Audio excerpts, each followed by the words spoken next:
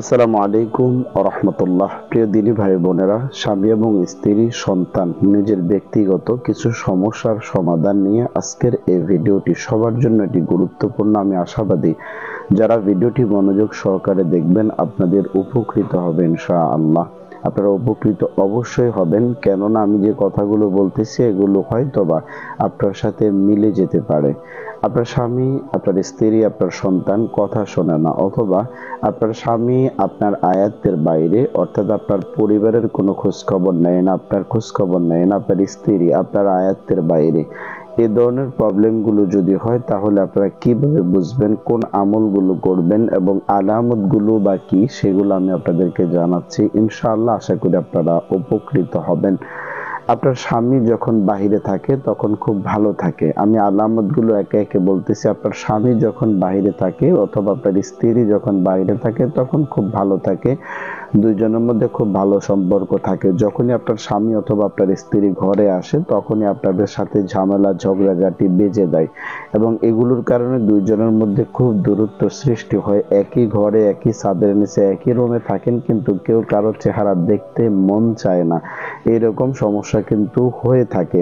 এটা হচ্ছে প্রথম আলামত। দ্বিতীয় নম্বর যে আলামত সেটি হলো আপনার হাজবেন্ড আপনাকে অতিরিক্ত পরিমাণে সন্দেহ করবে, অর্থাৎ যেটা সে অতীতে কখনো আপনাকে করেনি এরকম সন্দেহ করবে আপনাকে, এবং এই সন্দেহের জেরে স্বামী স্ত্রীর মধ্যে দূরত্ব, ঝগড়াঝাটি, ঝামেলা তৈরি হবে। এরপর যেটা হবে সেটা হলো স্ত্রী দেখতে যতই সুন্দর হোক না কেন বা স্বামী দেখতে যতই সুন্দর হোক না কেন, স্ত্রী পরকীয়ায় আসক্ত হয়ে যাবে, স্বামী পরকীয়ায় আসক্ত হবে বা পরনারীর দ্বারা আসক্ত হয়ে যাবে। এটার কারণে স্ত্রীর সাথে তার সাথে বিভিন্ন প্রকার ঝামেলা ঝগড়াঝাটির সৃষ্টি হবে। এগুলো যদি দেখেন তাহলে বুঝবেন হাজবেন্ড এবং ওয়াইফের মধ্যে আলাদা করার জন্য, বিচ্ছেদ করার জন্য তৃতীয় কোনো ব্যক্তি জাদু বা ব্ল্যাক ম্যাজিক করেছে। এরপর এমন কিছু প্রবলেম আপনারা দেখবেন, সেটা হলো আপনার হাজবেন্ড তার পরিবারের, তার ভাই বোন, মা বাবা অথবা তার পরিবারের কোনো সদস্যের কথা বা তার পরিবারের কয়েকজন সদস্যের কথাই বেশি প্রাধান্য দেয়। আপনার সংসারের কথা চিন্তা সে করে না। আপনি সাংসারিক বিষয়ে কোনো পরামর্শ দিতে গেলে সে সেটা শুনতে নারাজ, এবং আপনি যদি সেটা নিয়ে বাড়াবাড়ি করেন তাহলে আপনার সাথে তার সাথে ঝামেলা ঝগড়াঝাটি, দূরত্ব আরো বেড়ে যায়।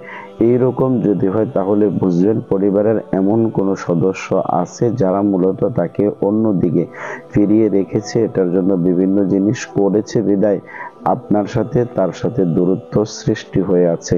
এগুলো যখন দেখবেন তখন স্বামী স্ত্রী ঝগড়াঝাটি না করে তাকে যেভাবে এই বিষয়গুলো থেকে সুস্থ করা যায় ওই পদক্ষেপ আপনাকে নিতে হবে। এরপর হলো কোনো স্বামী এবং স্ত্রীর ব্যবহৃত জিনিস, অর্থাৎ স্বামীর ব্যবহৃত জিনিস অথবা স্ত্রীর ব্যবহৃত জিনিস একজনেরটা আরেকজনের কাছে খুবই খারাপ লাগবে। আমি একটা উদাহরণ দিই, সেটা হলো আপনার হাজবেন্ডকে যখন আপনি বলবেন আপনার পোশাক, আপনার কাপড়, আপনার বিভিন্ন জিনিস কেনাকাটার জন্য অথবা আপনার কোনো কিছু প্রয়োজন হলে সেটা তাকে কিনতে বলবেন, সে নারাজ হবে এবং এটা নিয়েও ঝামেলাঝাটি ঝগড়াঝাটি তৈরি হয়ে যাবে। এরপরে আপনার স্বামীর কথা অথবা স্ত্রীর কথা যতই সুন্দর হোক না কেন, একজনের কথাবার্তা আরেকজনের কাছে অসহ্য মনে হবে।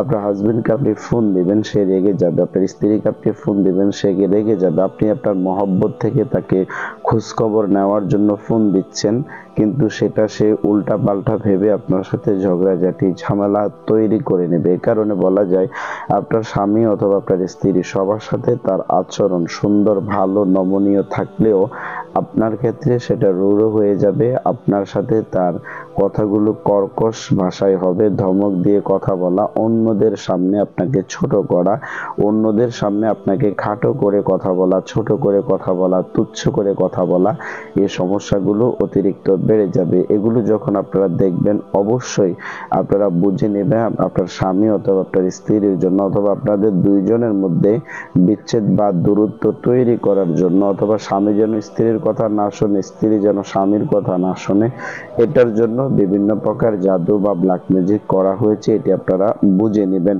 এরপর আপনারা যেটি করবেন সেটা হলো আপনার স্বামী এবং স্ত্রী যদি এরকম করে থাকে তাহলে আপনারা অবশ্যই ব্যক্তিগত কিছু আমল করতে পারেন অথবা বিভিন্ন ভালো আলেমদের সাথে পরামর্শ করতে পারেন। নিজেরা যদি আমল করতে চান তাহলে আপনারা 1 বোতল পানি নেবেন। 1 বোতল পানি নেওয়ার পরে এবং সাথে কিছু চিনি নেবেন। পানি আর চিনি আপনার সামনে নেওয়ার পরে চিনির উপরে এবং পানির উপরে আপনারা সূরা আরাফের 117 থেকে 122 নম্বর আয়াত তেলাওয়াত করবেন। 7 বার তেলাওয়াত করে ফু দিবেন।